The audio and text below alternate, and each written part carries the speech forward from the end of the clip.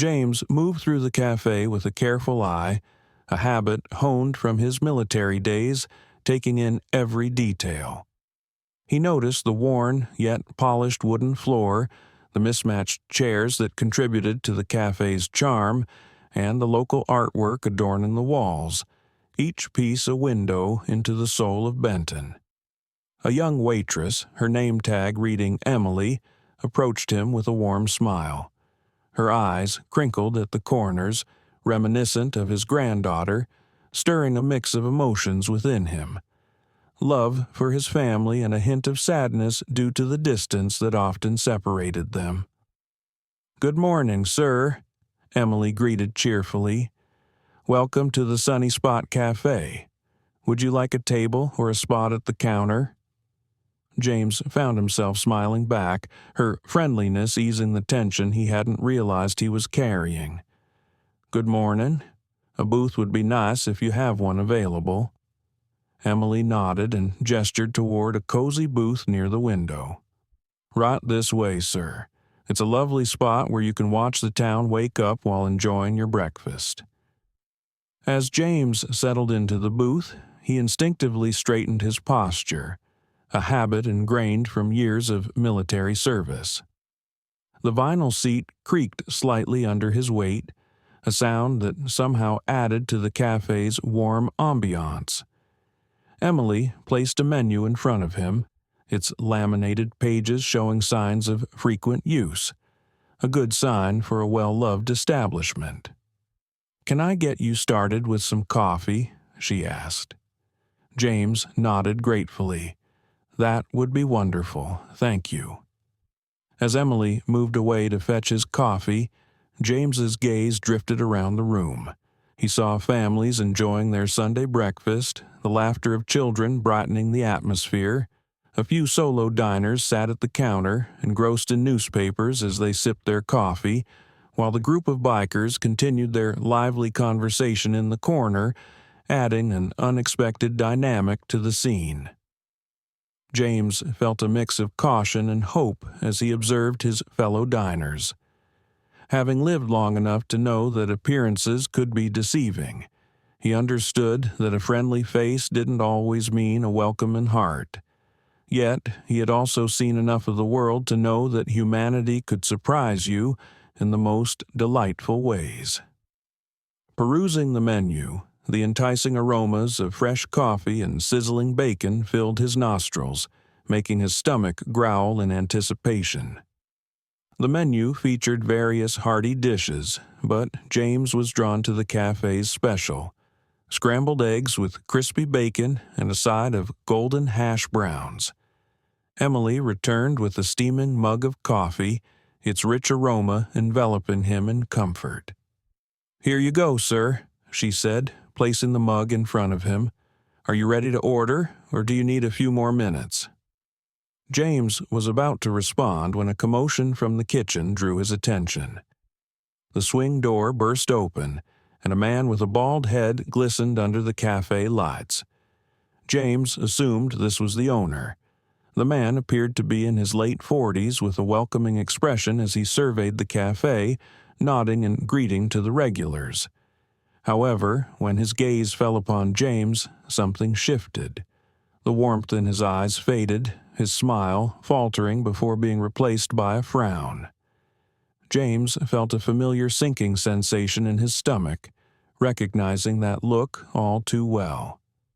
It was a silent message saying, "You don't belong here." For a moment, he contemplated leaving.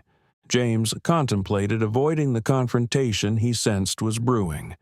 But a lifetime of standing his ground and fighting for his right to be in spaces where others believed he didn't belong kept him rooted in his seat. He turned back to Emily, who seemed unaware of the owner's change in demeanor. "I think I'll have the special," James said, his voice steady despite the unease growing in his chest. "And maybe a side of toast if that's all right." Emily jotted down his order with a smile. "Excellent choice. Our scrambled eggs are the talk of the town. I'll get that put in for you right away." As Emily walked away, James took a sip of his coffee, savoring its rich flavor. He tried to focus on the positives: the delicious aroma filling the air, the comfortable booth, and the promise of a hearty breakfast. But he couldn't shake the feeling that his peaceful Sunday morning was about to be interrupted. Meanwhile, the owner had disappeared back into the kitchen. James could hear muffled voices, the tone urgent and slightly heated. He braced himself, knowing from experience that the calm before the storm was often the hardest part. Sure enough, moments later, the kitchen door swung open again. The owner emerged, his face set in a mask of determination as he made his way directly to James's table. Each step seemed to heighten the tension in the room. Taking a deep breath, James squared his shoulders. He had faced enemy fire, endured the horrors of war, and stood tall against discrimination for decades. Whatever was coming, he would meet it with the dignity and strength that had carried him through a lifetime of challenges. As the owner approached, James looked up, meeting the man's gaze with steady resolve. He recognized the anger in the owner's eyes, mixed with fear, a familiar combination encountered too many times before. It was the look of someone confronting their own prejudices, feeling threatened by the mere presence of someone different. James's hand tightened almost imperceptibly around his coffee mug, the warmth of the ceramic grounding him in the moment. He waited, outwardly calm, for the confrontation to begin. The owner, whose name tag identified him as Frank, stopped at James's table, his body language tense, jaw clenched as if physically restraining himself. The friendly demeanor he had shown to other customers was nowhere to be found. Instead, his eyes were cold, filled with unmistakable hostility that made James's heart sink. Frank's voice was gruff as he spoke, each word seeming to cost him great effort. "We're full up today. You'll have to leave." Despite his commanding tone, a slight tremor in his voice betrayed his nervousness beneath the bravado. James blinked, momentarily taken aback by the abruptness of the situation. It was a blatant lie. James glanced around the cafe, noting several empty tables and vacant spots at the counter. The confusion he felt must have shown on his face because Frank's expression hardened further. "I'm sorry," James began, his voice calm and measured, "but there seem to be plenty of open seats. Is there a problem?" He met Frank's gaze steadily, years of confronting similar situations allowing him to maintain his composure even as a familiar weariness settled in his bones. Frank's face revealed his prejudice, overriding any sense of business acumen or basic human decency. His voice rose as he insisted, "I said we're full. We reserve the right to refuse service to anyone." The words echoed in the suddenly quiet cafe, drawing the attention of nearby patrons. James felt a heavy weight settle in his chest. He had hoped, perhaps naively, that things had changed more in his lifetime, that the country he had fought for, bled for, would have moved beyond such blatant discrimination. But here he was, decades after his service, still facing the same prejudices he had encountered as a young man. Slowly and deliberately, James stood up, his movements careful and dignified despite the humiliation burning in his chest. He steadied himself against the table, his hand trembling slightly, not from fear, but from the effort of controlling the myriad of emotions coursing through him. "Sir," James said, his voice low but clear, carrying easily in the hushed cafe, "I'm not looking for any trouble. I just want to have my breakfast like everyone else." There was a patience in his tone, the patience of a man who had faced this situation many times before. Beneath that patience, however, was a note of sadness and a weariness at the realization that some things hadn't changed as much as he had hoped. Frank's response was immediate and harsh. "Your kind isn't welcome here. This is a respectable establishment." The words hung in the air, shocking in their blatant racism. A collective gasp rippled through the cafe as the other patrons finally became fully aware of the drama unfolding before them. James felt as if he had been physically struck. The casual cruelty of Frank's words, the ease with which he dismissed James's humanity, was a painful reminder of battles fought both on foreign soil and within his own country. He looked around the cafe, observing the various reactions of the other customers. Some faces showed shock and disgust at Frank's behavior. Others looked uncomfortable, averting their eyes from the scene. James noted with a heavy heart that a few even nodded in agreement with Frank's words. The divide within the community was laid bare in that moment, a microcosm of the larger struggles still facing the nation. James's gaze fell on Emily, the young waitress who had greeted him so warmly. Her face was a mask of horror, her hand gripping her notepad so tightly that her knuckles turned white. She looked torn, clearly distressed by Frank's behavior, but too afraid of losing her job to speak up. James felt a pang of sympathy for her, recalling his own granddaughter and the world she was growing up in. The silence in the cafe was deafening. It seemed as if everyone was holding their breath, waiting to see what would happen next. James felt the weight of all those eyes on him, expectations and judgments hanging heavy in the air. In that moment, standing in a cafe he had hoped would offer a pleasant Sunday breakfast, he felt the full weight of his years. He recalled all the times he had faced similar situations in diners across the country, in towns both small and large, and within the very military he had served. He thought about the progress that had been made, the battles won, but he also reflected on how much further there was to go and how deeply ingrained these prejudices remained in some hearts. Taking a deep breath, James squared his shoulders. He had two choices.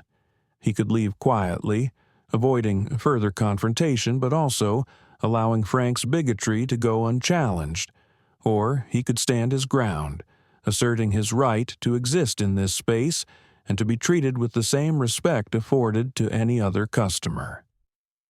The soldier in him, the man who had fought for his country and for the ideals it claimed to represent, knew there was really only one choice. He would stand his ground. James's decision was made in a heartbeat, though it felt like time had slowed to a crawl. He wouldn't back down, not here, not now. He had faced worse in his life and had always stood tall. This moment would be no different. With deliberate movements, James reached into his pocket, his hand trembling slightly, not from fear, but from the effort of controlling the anger and hurt threatening to overwhelm him. From his wallet, he pulled out his military ID, the plastic worn, but the information still clear. "I've served this country for over 30 years, sir," James said, his voice carrying a mixture of pride and sadness. The words seemed to hang in the air, heavy with the weight of untold sacrifices and unspoken experiences. As he spoke, James's mind flashed back to his years of service. He saw himself as a young man standing tall in his uniform, full of hope and determination. He remembered the friends he'd made, the battles he'd fought, and the losses he'd endured, all for a country that, in moments like these, still seemed to view him as less than equal. Frank was momentarily taken aback by this revelation but quickly tried to regain his hostile demeanor. A flicker of shame crossed his face, quickly replaced by renewed anger. It was as if James's words only made him more defensive and determined to assert his misguided authority. "I don't care what you did," Frank retorted, his voice cracking slightly and revealing the insecurity behind his bigotry. "You're not welcome here. Get out before I call the police." The threat hung in the air, a stark reminder of the power dynamics at play. James felt a deep hurt at those words. The dismissal of his service and the years he had given to his country cut deep. He had faced enemy fire, endured the horrors of war, all while believing he was fighting for a better future. And yet, here he stood, decades later, still fighting for the simple right to eat breakfast in peace. For a moment, James was tempted to argue further, to make Frank and everyone else in the cafe understand the injustice of the situation. The soldier in him wanted to stand his ground, to fight this battle as he had fought so many before. Robert had faced many confrontations, and a lifetime of similar encounters had taught him the futility of trying to change someone so deeply set in their ways. With a heavy heart, he turned to leave, his shoulders slightly slumped under the weight of this latest indignity. He could feel the gazes of the other patrons on him, some sympathetic, others indifferent, and a few seemingly satisfied with the outcome. This mixture of reactions served as a painful reminder of the divided world he still inhabited. As Robert moved toward the door, his mind raced. He thought about all the progress made in his lifetime and the barriers that had been broken, yet moments like this starkly highlighted how far there was still to go. He thought of his grandchildren and the world they were inheriting. Would they still have to fight these same battles? The thought filled him with profound sadness. Just as Robert reached for the door handle, ready to step out into the morning sun and leave this unpleasant encounter behind, a sound broke through the tense silence of the cafe. The scraping of chairs against the floor, loud and jarring in the quiet that had enveloped the room. Curiosity overcame his desire to leave, and he paused, hand still on the handle. The group of bikers who had been quietly observing the confrontation from their corner was now on their feet. Their leader, a tall man with a graying beard, was making his way toward Robert and Frank, his walk purposeful and exuding a quiet authority that commanded attention. The other bikers fell in line behind him, creating an imposing presence that drew all eyes in the cafe. Robert felt a mix of emotions: surprise at this unexpected development, curiosity about what would happen next, and a touch of apprehension. He had learned long ago not to judge based on appearances, but he couldn't help but wonder what these rugged-looking men intended to do. The biker leader stopped a few feet away from Robert and Frank, his sharp gaze flicking between the two men as he assessed the situation. When he spoke, his voice was calm, but carried an undercurrent of steel that demanded attention. "Is there a problem here, gentlemen?" he asked, directing his gaze at Frank. Frank, who had been so confident in his confrontation with Robert, now looked startled and uncertain. His eyes darted around the room, seemingly realizing for the first time that his actions had an audience. Beads of sweat began to form on his forehead as he grappled with this new development. "This is none of your business," Frank said, trying to maintain his bravado but failing to mask the nervousness in his voice. "It's between me and him," he added, gesturing vaguely toward Robert and taking a small step back. Robert remained where he was, hand still on the door handle, caught between leaving and staying to see how this unexpected intervention would unfold. His years of experience had taught him to be cautious, but something about the biker's demeanor made him pause. The atmosphere in the cafe had shifted. The earlier tension was still present, but now it was tinged with a sense of anticipation. Everyone seemed to be holding their breath, waiting to see what would happen next. The simple act of getting breakfast had transformed into something much more significant, a moment that felt like it could tip in any direction. As Robert stood there, caught between the door and this unfolding scene, he couldn't help but reflect on life's unpredictability. He had walked into this cafe expecting nothing more than a quiet meal, and now found himself at the center of a confrontation that seemed to embody the larger struggles of society. He watched as the biker leader stood his ground, a calm presence amidst Frank's agitation. In that moment, Robert felt a glimmer of hope. Perhaps, he thought, there were still surprises to be had in this world. Perhaps support could come from unexpected quarters. With that thought, Robert let his hand fall from the door handle and turned fully to face the scene before him, ready to see how this unexpected chapter in his long life would unfold. The biker leader's calm demeanor seemed to unnerve Frank even further. The cafe owner's earlier bravado crumbled, replaced by a nervous energy that filled the room.